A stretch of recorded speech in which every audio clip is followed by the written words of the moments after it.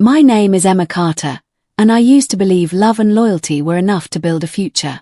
I poured my savings, my time, and my heart into the tech startup Daniel Brooks and I created together. I believed in him when no one else did. I told investors, he's a genius. Just give us time. I told myself, we're a team. That morning, I walked into the boardroom with confidence. Daniel smiled at me. You look nervous. I'm not, I said. We're finally profitable. Victor Hale, our CFO, avoided my eyes. That was my first warning. Daniel stood at the head of the table. Let's begin. I sat down, unaware I was sitting in my own execution. Daniel cleared his throat. We need to discuss leadership restructuring. I frowned. Restructuring. We agreed to scale slowly. Victor slid a folder across the table. There have been changes. I opened it. My stomach dropped. Why does this say my shares were diluted? Daniel folded his hands calmly. Because they were. What do you mean they were? My voice shook. You signed the expansion agreement last month, Victor said smoothly. That agreement didn't mention voting control. Daniel looked at me the way someone looks at a stranger. You should have read the fine print. Silence filled the room. I looked around the table at the board members I had convinced to invest. Say something, I whispered. You know I built this company too. One of them cleared his throat. Emma, this is a strategic move. Strategic. I laughed weakly. I wrote the original code. I met every early client. Daniel's voice turned cold. And you were compensated. I invested my inheritance. I snapped. I mortgaged my father's house for this. Daniel didn't flinch. And I turned it into something valuable. I felt heat rising behind my eyes. We were partners. Not anymore. Victor pushed another paper forward. The board will now vote to appoint Daniel Brooks as sole CEO. You can't be serious, I said. I'm already CEO. Not with minority shares, Daniel replied. The vote happened too fast. Hands raised. Eyes avoided mine. It's done, Victor announced. I stared at Daniel. You planned this. He gave a small shrug. I did what was necessary. For what? Power. For survival, he said. You're too emotional to lead. The words cut deeper than the betrayal. I stood slowly. So that's it. After everything. Daniel's lips curved into a faint smile. I'm sorry, Emma. It's just business. Security appeared at the door. You're removing me from my own company. I asked. It's standard procedure, Victor replied. I picked up my bag with shaking hands. You needed me when this was nothing. Daniel leaned back in his chair. And now I don't. I walked toward the door, refusing to cry. As I stepped into the hallway, I heard it. Daniel laughed. Not nervous. Not awkward. A satisfied, victorious laugh. That was the moment I understood. I hadn't just lost my company. I had lost everything. That I sat on Lily Morgan's couch staring at the wall, still hearing Daniel's laugh in my head. He used you, Lily whispered, sitting beside me. I loved him, I replied. My voice sounded small, like it didn't belong to me. Love doesn't look like that, Emma. It did to me. She grabbed my hands. You gave him everything. I thought that's what partners do. They don't steal from each other. I swallowed hard. Maybe I pushed him. Maybe I wasn't strong enough. Stop, she said sharply. Don't blame yourself for his greed. My phone buzzed. I looked down at another email. What now? Lily asked. The bank, I said. They're freezing my accounts until the debt review is done. That debt is tied to the company, she said. And my father's house, I whispered. 2 days later, I stood outside that house while a man in a grey suit handed me papers. You defaulted on the collateral agreement, he said flatly. I asked for an extension. It was denied. I touched the gate my father used to paint every summer. This house is all I have left. I'm sorry, he replied, but he didn't look sorry. I called Daniel that night. Why are you calling me? He answered. They're taking my father's house. That's unfortunate. You promised the company debt wouldn't affect it. You signed the guarantee. You told me to trust you. There was a pause. Then he sighed. Emma, you're still thinking emotionally. I built that company with you. And I rebuilt it without you. How can you say that? Because it's true. I felt something cracking inside me. Did you ever love me? That's irrelevant now. Answer me. Silence. Then he said the words that destroyed whatever was left of me. You were too soft to lead. I couldn't breathe. Soft. You hesitated. You trusted people. That's weakness. No, I whispered. That's humanity. It's failure, he replied. Goodbye, Emma. The line went dead. Rain started falling as I drove with no destination. My vision blurred, but I didn't slow down. You're not weak, I told myself. But his voice echoed in my head. Soft. Emotional. Failure. The rain grew heavier. Headlights flashed too bright. I gave you everything, I cried. A horn blared. I didn't turn the wheel fast enough. The world spun. Metal screamed. Glass shattered. Pain exploded through me, then faded into numbness. As darkness closed in, I tasted blood and rain. If I had one more chance, I whispered weakly. My chest tightened. I'd never trust you again. I woke up gasping. My chest didn't hurt. There was no rain. No broken glass. No sirens. I sat up slowly. What? I was in my old apartment. The small one with the cracked window near the kitchen. The one I lived in 3 years ago. This isn't possible, I whispered. I jumped out of bed and ran to the mirror. No scars. No bruises. No blood. I died, I said to my reflection. I remember dying. My phone buzzed on the table. Daniel's name flashed on the screen. I froze. The date at the top made my hands shake. 3 years earlier. Before the board meeting. Before the betrayal. This is a dream, I muttered. I walked into the living room. Papers were spread across the table. I picked one up. Expansion agreement draft. My heart started pounding. This is the contract, I breathed. The same one I signed before losing everything. I flipped through the pages quickly. Clause 14. Voting dilution. Hidden in legal language. You should have read the fine print. His voice echoed in my memory. I dropped into a chair. I'm back, I whispered. I'm actually back. My phone buzzed again. Daniel. Board meeting tomorrow. Trust me. Trust me. I let out a bitter laugh. Never again. A knock came at the door. I stiffened. Who is it? Victor, he called. We need your signature on the revised numbers. My blood ran cold. I opened the door slowly. Victor Hale smiled politely. Long night. I didn't sleep much, I said carefully. He stepped inside. Daniel wants to move fast. Investors are excited. Excited about what? I asked. Scaling. Bringing in outside capital. At what cost?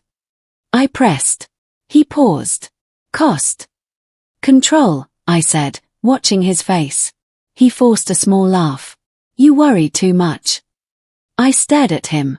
This was the tone I ignored before. The slight tension. The rehearsed calm. I'll review everything again, I said. You already did. I'll review it again. His eyes narrowed for a second. Daniel trusts you. I'm sure he does. Victor left soon after. The moment the door closed, I leaned against it. I remembered the hidden meetings. The late-night calls. The way Daniel would step outside to take business calls. Why didn't I see it? I asked myself. Because I loved him. Because I believed him. My phone buzzed again. Daniel, dinner tonight? I typed back, of course. My fingers trembled, But my mind was clear. I won't lose again, I told myself. I looked at the contract once more. Last time, I warned him about risks. I questioned clauses. I tried to protect us both. This time, I wouldn't warn him. I wouldn't argue. I wouldn't beg. I folded the contract neatly and smiled at my reflection in the dark window. If you want to play, I whispered softly, I'll play better. I wasn't here to fix him. I was here to outplay him. I met Daniel for dinner like nothing had changed. He kissed my forehead. You look tired. I've been thinking about expansion, I said softly. He smiled. That's my girl. Always supportive. Supportive. I almost laughed. Over wine, he reached for my hand. You trust me, right? I held his gaze and forced warmth into my voice. Of course. His shoulders relaxed. Good. The investors will feel better if you sign tomorrow. I will, I replied. You didn't reread it again, did you? He teased. I don't need to, I said lightly. I trust you. He squeezed my fingers. That's why we work. We don't, I thought. But I kept smiling. The next morning, I didn't go to the office. I went downtown instead. Olivia Bennett's office was quiet and sharp, just like her. She looked up from her desk. Emma Carter. We met at a startup panel. You said I asked the smartest question that night, I reminded her. She smiled faintly. And now? I need protection. She gestured to the chair. From who? My fiancé. Her eyebrows lifted. That's complicated. He's restructuring our company. I suspect he's planning to dilute my control. Do you have the draft? I handed it to her. She scanned quickly. Clause 14. Hidden voting shift. I missed it last time, I admitted. Last time. I won't miss it again. She leaned back. What do you want? I want majority control. Quietly. That requires capital. I know someone. That afternoon, I walked into a glass office building and asked for Ethan Walker. When he stepped out, he looked surprised. Emma Carter. Still trying to beat me. I'm trying to win, I replied. He studied my face. You're different. I learned. From what? From losing. He crossed his arms. What do you need? Investment. But silent. Structured through layered holdings. His eyes sharpened. You're planning something. I'm protecting something. He walked around me slowly. Daniel doesn't know you're here, does he? No. Why me? Because you respect strategy more than ego. He smiled slightly. Flattery. Truth. He stopped in front of me. If I invest, I want convertible preference shares and veto rights. You'll get financial protection, I said. But no control over operations. You drive a hard bargain. I don't plan to lose again. After an hour of negotiation, he extended his hand. Deal. Quietly, I reminded him. Of course. Over the next week, Olivia drafted new agreements. Ethan's firm invested through a holding company registered under neutral name. My shares increased quietly. Voting rights shifted subtly. Daniel came home one night grinning. The board meeting is set, he said. Everything's in place. I looked up from my laptop. That's great. You're not worried. Should I be? He laughed. No. You're safe with me. I walked over and hugged him. I know. But inside, I felt nothing. He thought he was trapping me again. He had no idea I had already built the cage. And this time, I held the key. I walked into the boardroom wearing the same calm smile I wore 3 years ago. Daniel stood near the screen, confident and relaxed. Victor leaned toward him and whispered, not quietly enough, she won't see it coming. I pretended not to hear. Morning, I said, taking my seat. Daniel smiled warmly. Morning, Emma. Warm on the outside. Calculating underneath. The board members settled in. Papers shuffled. Coffee cups clinked. Daniel began. Thank you all for coming. Today we'll discuss leadership restructuring to support rapid growth. I folded my hands. Restructuring. He nodded. Our expansion requires decisive leadership. Victor passed out folders. I didn't open mine. Daniel continued, after reviewing voting allocations, we've determined it's in the company's best interest to appoint a single CEO. I tilted my head slightly. And who would that be? He looked directly at me. Me. Silence filled the room. One board member cleared his throat. Is this necessary? It is, Victor replied smoothly. Emma's shares were adjusted after the last investment round. Daniel turned to me. I'm sorry, Emma. It's just business. The same line. The same tone. I let a small breath leave my lips. Go on. Victor smiled faintly. With her minority position, the board can vote to remove her as co-CEO. Daniel straightened. All in favor? Before a single hand could rise, Olivia Bennett stood up from the end of the table. That would be illegal. Every head turned. Daniel frowned. Excuse me. Olivia adjusted her glasses. The voting structure has changed. Victor stiffened. That's not correct. It is, she replied calmly. You're operating under outdated information. Daniel looked at me. What is she talking about? I finally opened my folder and slid a new document across the table. 2 weeks ago, I said evenly, a holding company acquired additional shares. Victor grabbed the paper. His face drained of color. That's impossible, he muttered. Check the registry, Olivia said. Daniel's voice dropped. Who funded this? I met his eyes. Ethan Walker Capital. Murmurs spread around the table. One board member leaned forward. That gives Emma majority control. Yes, Olivia confirmed. 51% voting power. Daniel stared at me like he didn't recognize me.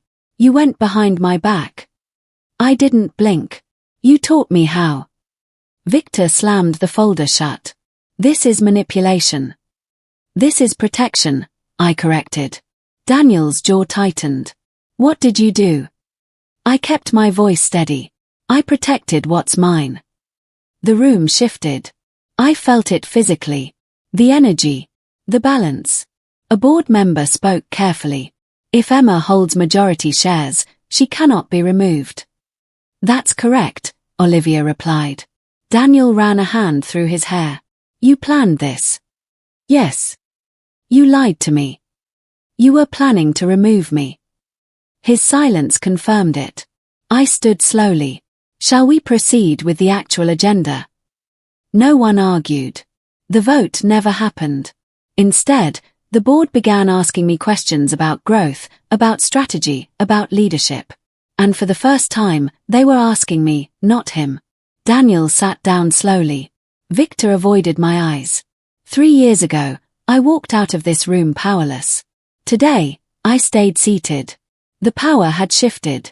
And this time, I was ready to use it. I didn't give Daniel time to recover.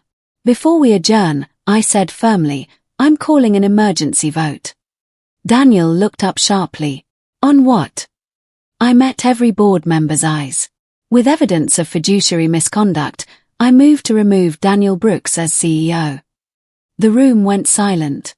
Victor shot up from his seat. That's outrageous. Sit down, I said calmly. Daniel's voice hardened. You don't have grounds.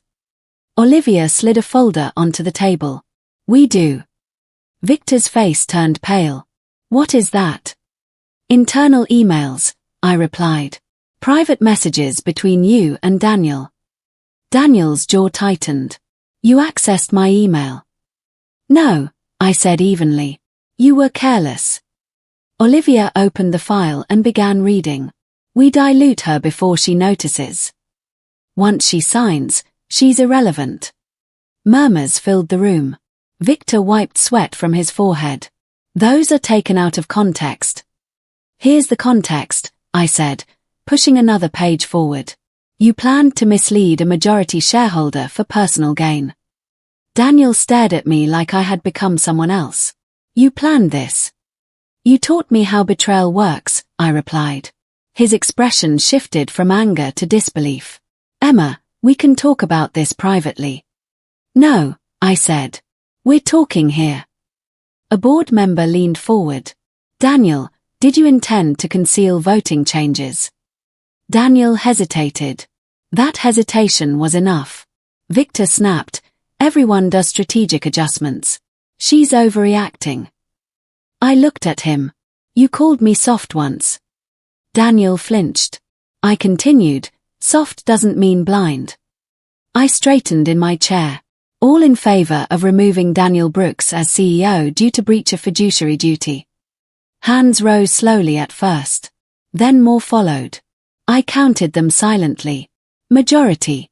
It passes, Olivia confirmed. Daniel's chair scraped against the floor as he stood. You're making a mistake. No, I said quietly. I already made that mistake once. He stepped closer to me. You're destroying us. I'm saving the company. Victor grabbed his briefcase. This isn't over. For you, I replied, it might be. Security entered the room. Daniel looked at them, then back at me. You'd really do this? I held his gaze. Yes. He searched my face for hesitation. He didn't find any. As security approached him, he laughed once, but it wasn't confident. It was hollow. You've changed, he said. I had to. They escorted him toward the door. 3 years ago, I walked that same path with tears in my eyes. Now I remained seated. Daniel paused at the doorway. You'll regret this. I shook my head slowly. No, I won't. He didn't laugh this time. He didn't smile. He just walked out. And the door closed behind him. The same sound. A different ending. Being CEO sounded powerful. It didn't feel powerful. It felt heavy. 2 days after Daniel left, I sat in a conference call with investors. Emma, one of them said sharply, how stable is leadership after this public conflict? Very stable, I replied. Operations continue without disruption. Reports suggest internal betrayal, another voice added. That damages confidence. I removed risk, I said evenly. That strengthens confidence. The line went quiet. After the call, I dropped my head into my hands. A knock came at my office door. Come in. Grace Thompson stepped inside. She had always been direct with me, sometimes cold. I need clarity, she said. About whether we're sinking. I looked at her. Do you think we are? She crossed her arms. Daniel told me you were too emotional to make hard calls. And now? You fired him. I followed evidence. She studied my face carefully. You've changed. I had to. She nodded slowly. Good. Because the operations team needs decisiveness. You have it, I said. But I need honesty from you. You'll get it. Are people talking? Yes, she replied without hesitation. Some think you staged everything. I didn't. I believe that, she said quietly. That surprised me. Why? I asked.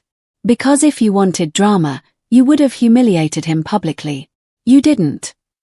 I leaned back in my chair. I only did what was necessary. She stepped closer to my desk. Then let me help. Help. I know the weak spots in production. Daniel ignored them.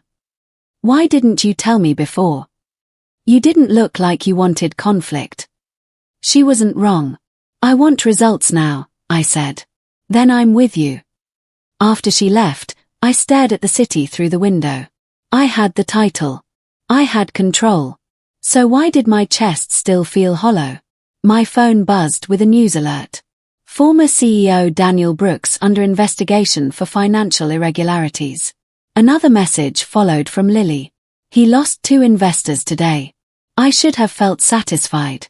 Instead, I felt tired. Revenge had felt powerful in the moment. Now it felt quiet. I whispered to myself, why doesn't this feel like victory? Because winning didn't erase the past. Because power didn't heal betrayal. But I straightened my shoulders anyway. Empty or not, I had chosen this path. And I would carry it forward. 3 months passed, and the market shifted quietly in my favor. Grace walked into my office one morning holding her tablet. "Have you seen this?" "Seen what?" I asked. "Daniel launched a new startup." I let out a slow breath. "Already?" She nodded. "But investors aren't responding." "Why?" "Trust issues," she said simply. I gave a small, humorless smile. "That sounds familiar."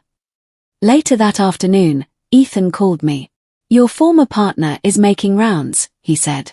I assumed he would. No one's backing him. Not even his old contacts. Especially not them. I looked out the window. "And Victor?" "Under investigation," Ethan replied. "Fraud allegations tied to financial misreporting." I closed my eyes briefly. "So it begins." "That's not your doing," Ethan added. "I know," I said. "I didn't have to touch anything." That evening, long after most employees had left, my assistant buzzed my office. "There's someone here to see you." "Who?" She hesitated. "Daniel Brooks." My pulse didn't race. It didn't hurt. "Send him in," I said. He walked inside slowly. He looked thinner. Tired. "Emma," he said quietly. I didn't stand. "Why are you here?" He stayed near the door. "I wanted to talk." About us. About what happened. "There is no us." He exhaled shakily. "I made a mistake." Those words once would have shattered me. Now, I felt calm. "You made several," I replied. "I thought I was protecting the company." "By removing me." "I thought you were holding us back." "You were afraid," I said. He didn't deny it. "I was under pressure," he continued. "Investors wanted aggression." "So you chose betrayal." "I chose survival." I leaned forward slightly. "You laughed when I lost everything." His face tightened. "I remember it clearly," I said. "Security walking me out. You smiling." He lowered his head. "I didn't think you'd recover," he admitted. "That was your second mistake." He stepped closer. "No one trusts me now." I didn't respond. "They think I'd do the same thing to them." "Wouldn't you?" I asked. Silence. He rubbed his temples. "Victor ruined me." "No," I said evenly. "You chose Victor." He looked up at me then, and for the first time, I didn't see arrogance. I saw regret. "I didn't think you'd become this strong," he whispered. "I didn't have a choice."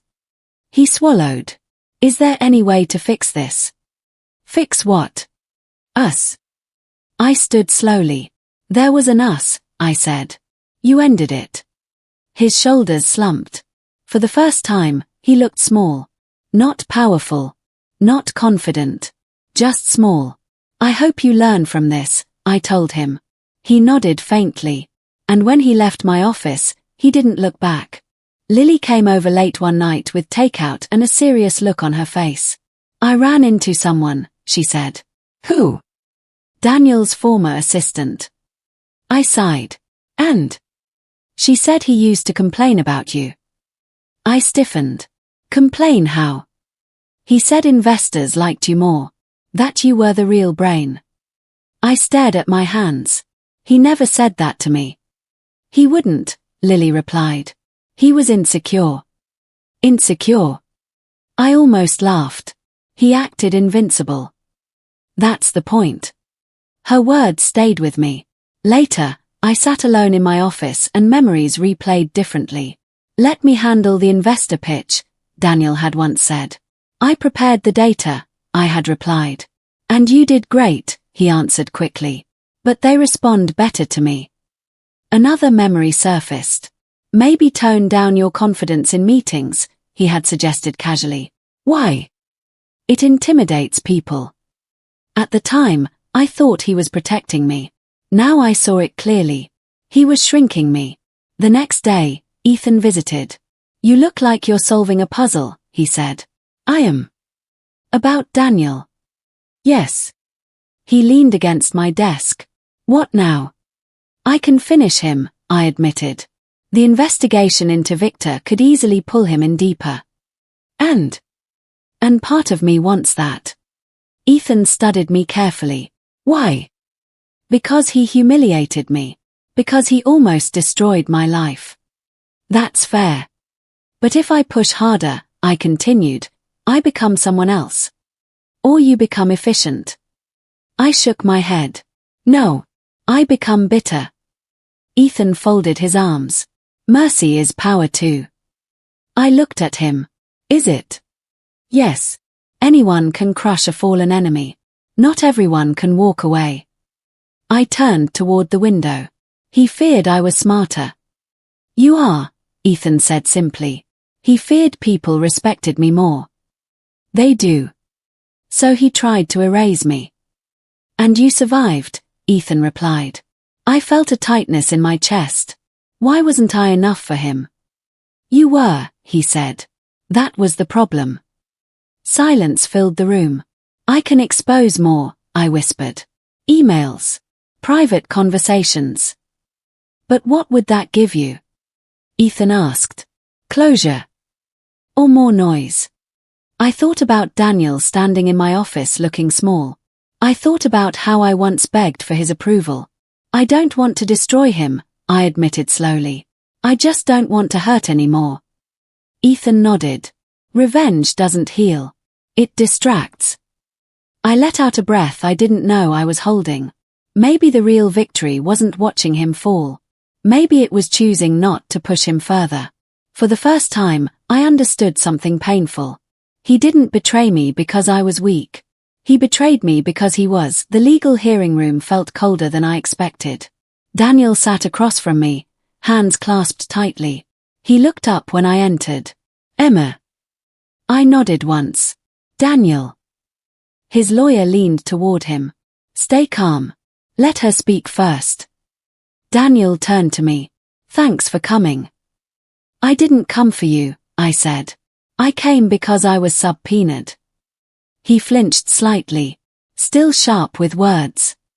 I learned from you. Silence settled between us. Finally he spoke. They want you to testify. I know. You can reduce my penalty, he said. You owe me that much. I stared at him. I don't owe you my silence. His jaw tightened. I didn't ruin everything on purpose. You didn't stop it either. He swallowed. They're charging me with conspiracy. If you testify harshly, I'm finished. I folded my hands on the table. I'm not here to finish you. Then what are you here for? He asked. Truth.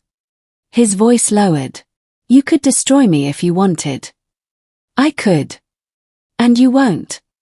No. He looked confused. Why? Because I remember what it felt like to lose everything, I said. I won't turn that pain into cruelty. He looked down. I was afraid of you being stronger than me. You should have been afraid of being dishonest. I loved you, he said suddenly. I didn't react. Did you? I asked. Yes. But you loved power more. He didn't argue. The prosecutor called my name. I walked to the stand. The microphone felt heavy in front of me. Do you swear to tell the truth? The clerk asked. I do, I said.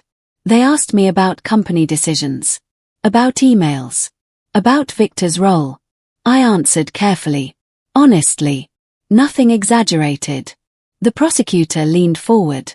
Do you believe Daniel Brooks intentionally planned financial misconduct? I thought about everything. The nights I cried. The meetings I sat through. The man who once laughed when I was broken. But I also saw him sitting there, defeated, not powerful anymore. No, I said. Murmurs spread through the room. Explain, the prosecutor said. I believe he made bad decisions out of fear and ambition, I said. Not calculated cruelty. Daniel's head lifted slightly. Are you asking for leniency? The prosecutor asked. No, I said. I'm asking for justice, not revenge. After the hearing, Daniel followed me outside. You helped me, he said quietly. I told the truth. You didn't have to. I did, I replied. Because I don't want to be the person you turned me into. He nodded slowly. Is this your final victory? Yes. How? Because I no longer act from pain, I said. I act from choice. He watched me walk away, and this time, I didn't feel like I was leaving anything behind. I stood alone in the boardroom at midnight. The city lights shimmered outside the glass walls. Grace walked in quietly. You're still here? Yeah, I said. Just thinking. About work. About everything. She leaned against the table. The company is thriving, you know. I keep hearing that. You should be proud. I shook my head. I am. I just didn't expect it to feel this quiet. Grace smiled slightly. Power is quiet when it's real. I looked at the empty chairs. I used to think winning would feel louder. What did you expect? She asked. I don't know. Celebration. Relief. You got responsibility instead. That sounds about right. My phone buzzed. Ethan's name. Speak of the devil, I said. Grace smirked. I'll give you privacy. She left, closing the door softly. I answered. You're working late too. Always, Ethan said. Checking on you. I'm fine. You don't sound fine. I'm thinking about selling shares.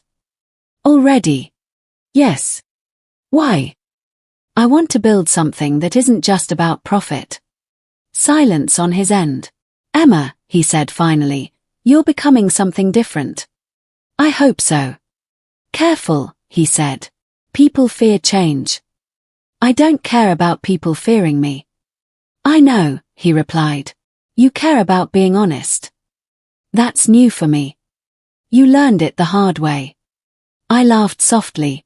That's true. I'm glad you're here, he added quietly. I felt warmth in my chest. Me too. After the call, I walked to the glass wall again. I thought losing everything ended me, I whispered to my reflection. But it rebuilt me. I remembered my father's old house. The memories of him working in the garden. I opened my laptop and transferred documents for a new foundation. I dialed my financial advisor. I want to sell 5% of my shares, I said. For charity, he asked. For my father's legacy, I replied. Name. The Richard Carter Education Foundation. Done, he said. When I finished, I felt lighter. Not happy. Not sad. Just steady. Grace returned. You look calmer. I feel different. Good different. Strong different. She nodded. You don't need validation anymore. I used to think I did. Not now. I smiled. No, not now. My phone buzzed once more. Unknown number. I didn't answer. I didn't need to. I was no longer the woman who begged to be chosen. I was the woman who chose herself. The stage lights felt warm against my skin. I adjusted the microphone. Good evening, everyone. Applause filled the hall. Tonight, I said, I want to talk about resilience. A woman in the front row smiled. I kept speaking. Resilience isn't about winning every battle. It's about surviving the ones you didn't choose. Someone in the audience murmured agreement. I continued. I lost everything once. Company. Relationship. Reputation. I paused. I thought that was the end of me. Silence filled the hall. But it wasn't. I scanned the audience. Then I saw him. Daniel. Standing in the back of the room near the exit doors. He looked older. Tired. His posture wasn't confident anymore. My heart didn't race. It just acknowledged him. I kept speaking. Sometimes resilience is quiet. Sometimes it's rebuilding in places people can't see. Ethan stood near the side of the stage, watching me. He gave me a small nod. I finished my speech. Thank you, I said. The crowd applauded loudly. Backstage, Grace hugged me. You were amazing. Thank you, I said. Someone is waiting outside, she added carefully. I know, I said. I walked toward the exit corridor slowly. Daniel stood there. He turned when he heard my footsteps. Emma, he said. Hi, Daniel. He looked nervous. You spoke well. Thank you. I wanted to say, I'm proud of what you built. That's kind of you. He rubbed the back of his neck. I know I lost my chance with you. I didn't interrupt. I regret a lot, he said quietly. I know, I replied. He swallowed. Are you happy? I thought about it. Yes, I said. Not loudly. But I am. He nodded. I deserved what happened. I don't think punishment is the point, I said. Then what is? Growth, I said. For both of us. He looked at the floor. Can we ever be friends? I shook my head slowly. I forgave you. But I don't need you. The words were gentle, not harsh. He nodded again. I understand. He didn't try to touch me. He didn't argue. He just stepped back. I walked past him toward the elevator. When I pressed the button, I felt lighter than I expected. No anger. No sadness. Just peace. The elevator doors closed. Closure doesn't feel loud. It feels peaceful. The boardroom lights were still bright at night. I stood in the center of the table, alone. I touched the chair where I once sat when Daniel removed me. Funny, I whispered to myself. I used to cry here. My phone buzzed. Ethan. Still at the office? He asked. Yes. You always overwork after emotional milestones. I smiled. You know me too well. He sighed lightly through the phone. Do you ever regret going through it? I looked at the empty chairs around me. No, I said. Not even a little. Not anymore. He was quiet for a moment. Explain that to me. I was broken once, I said. I trusted someone who wanted power more than love. Daniel, Ethan said simply. Yes. And now? And now I understand something, I replied. What? Betrayal didn't define me. It built me. He laughed softly. That sounds like something you'd say in a keynote speech. I might use it, I said. He became serious. You're stronger, but you're also different. How? You don't fight for revenge anymore. I don't need to. Good, he said. Revenge is exhausting. I walked toward the window. I built something bigger than revenge, I said. I built stability, legacy, purpose. You built yourself, he corrected. I felt warmth in my chest. Maybe. Maybe, he repeated. Okay, I said. Definitely. He was quiet again. Are you happy, Emma? I thought about that carefully. Yes, I said. Not perfect happiness, but real happiness. What does that feel like? Quiet power, I said. No fear of losing everything again. You won't, he said. I smiled. I know. The door behind me opened. Grace walked in. Board members are waiting. Give me 1 minute, I said. She nodded and left. I turned back to the long conference table. This was where I was humiliated once. Where Daniel laughed. Where I felt small. I thought this room owned me, I whispered. Now I touched the head seat chair. But I own it. I sat down slowly. My reflection showed in the dark glass windows behind the boardroom. Strong. Calm. Unshaken. Grace returned. Ready? Yes, I said. I stood again. This time I didn't feel fear walking into meetings. I felt command. I walked toward the door, then paused. Emma? Grace asked. I'm ready, I said. For what? For everything, I replied. Justice was served quietly. Power was reclaimed without noise. And I was reborn without needing applause.